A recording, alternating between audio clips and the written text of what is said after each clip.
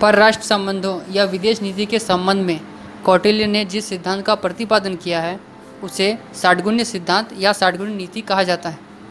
इस सिद्धांत में कौटिल्य ने राज्य को दूसरे देशों के साथ अपने संबंध किस परिस्थिति में कैसा रखना चाहिए इस बारे में बताया है। इस सिद्धांत के अनुसार एक राज्य द्वारा अपनी विदेश नीति का निर्माण और संचालन 6 प्रमुख आधारों के अनुसार करना चाहिए। ये 6 प्रमुख आधार हैं। पहला, संधि यानी 2 राजाओं का कुछ शर्तों पर मेल हो जाना। दूसरा, विग्रह, शत्रु का अपकार करना। तीसरा है यान यानी आक्रमण करना। चौथा, आसन यानी उपेक्षा करना। पांचवा, संश्रय यानी शरण लेना या आत्मसमर्पण करना। और छठा, द्वैधी भाव यानी संधि एवं विग्रह दोनों से ही काम लेना। अब हम इन 6 आधारों को 1 बाय 1 समझने का प्रयास करते हैं। सबसे पहला है संधि। संधि मीन्स 2 राजाओं का कुछ शर्तों पर मेल हो जाना।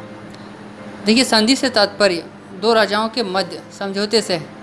कौटिल्य के अनुसार किसी भी राजा द्वारा संधि करने का एकमात्र उद्देश्य शत्रु राजा की शक्ति नष्ट करना और स्वयं को शक्ति संपन्न बनाना होना चाहिए। एक राजा को शत्रु से उस समय संधि कर लेनी चाहिए जब शत्रु पर उसके द्वारा विजय प्राप्त करना संभव ना हो। नेक्स्ट आधार है विग्रह यानी शत्रु का अपकार करना। विग्रह का अर्थ युद्ध है, लेकिन वास्तविक युद्ध नहीं। यह एक युद्ध नीति है जो किसी विजयाविलासी राजा द्वारा निर्बल राजा के विरुद्ध प्रयुक्त की जाती है। कौटिल्य के अनुसार विग्रह या युद्ध नीति का अनुसरण एक राजा को तभी करना चाहिए जब वह अपने शत्रु को अपने से निर्बल देखे तथा उसकी स्वयं की युद्ध व्यवस्था पूर्ण और सुदृढ़ हो।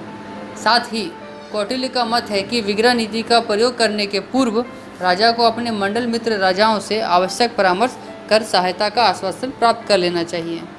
कौटिल्य का यह भी परामर्श है कि यदि विजयाविलासी राजा को युद्ध और संधि दोनों से समान लाभ मिल रहा हो तो उसे संधि का मार्ग ही ग्रहण करना चाहिए, क्योंकि अनावश्यक युद्ध से व्यर्थ में जनधन की क्षति उठानी पड़ती है। अतः राजा द्वारा युद्ध का मार्ग अंतिम उपाय के रूप में ही अपनाया जाना चाहिए। तीसरा आधार है यान यानी आक्रमण करना। यान का अर्थ वास्तविक आक्रमण या युद्ध अभियान से है। यह विग्रह का अगला कदम है। राजा को शत्रु राज्य पर आक्रमण तभी करना चाहिए जब वह अपनी स्थिति हर दृष्टि से सुदृढ़ अनुभव करे तथा साथ ही यह भी अनुभव करे कि यह युद्ध या आक्रमण का मार्ग ग्रहण किए बिना शत्रु को नियंत्रित किया जाना संभव नहीं है। चौथा है आसन यानी उपेक्षा। अन्य राजाओं के प्रति उपेक्षा का भाव रखकर जब राजा शांत चुपचाप बैठकर अपनी शक्ति में वृद्धि करता है तो कौटिल्य के अनुसार उसे आसन की नीति कहा जाता है। यह नीति एक राजा के द्वारा तब अपनाई जाती है जब वह अनुभव करता है कि ना तो वह शत्रु का नाश करने में समर्थ है और ना शत्रु उसका विनाश कर सकने की सामर्थ्य रखता है। ऐसी स्थिति में राजा उपेक्षा भाव या आसन की स्थिति ग्रहण करके अपनी शक्ति में निरंतर वृद्धि करने का प्रयास करता है। पांचवा है संश्रय यानी शरण लेना या आत्मसमर्पण करना। कौटिल्य का कथन है कि यदि कोई राजा शत्रु को हानि पहुंचाने की क्षमता नहीं रखता है और ना ही अपना रक्षा करने में समर्थ होता है तो ऐसी स्थिति में उसे अपने से बलवान राज्य की शरण ग्रहण कर लेनी चाहिए। कौटिल्य का यह भी कथन है कि कोई मित्र बलवान राजा आश्रयदाता के रूप में ना मिले तो ऐसी स्थिति में बलवान शत्रु राज्य का आश्रय लेने में भी कोई हर्ज नहीं है।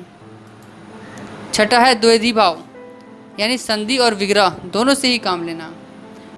देखिए, कौटिल्य के अनुसार एक राजा से संधि और दूसरे से विग्रह या युद्ध नीति का अनुसरण करने की स्थिति को द्वैधी भाव कहा जाता है। कौटिल्य की मान्यता है कि यदि एक राजा इस बात का अनुभव करे कि एक से संधि और दूसरे से विग्रह करने पर अपने राज्य की शक्ति में वृद्धि की जा सकती है तो उसे निशंक होकर अर्थात बिना शंका के द्वैधी भाव का अनुसरण करना चाहिए। तो दोस्तों, यही था कौटिल्य का षाटगुण्य सिद्धांत। धन्यवाद।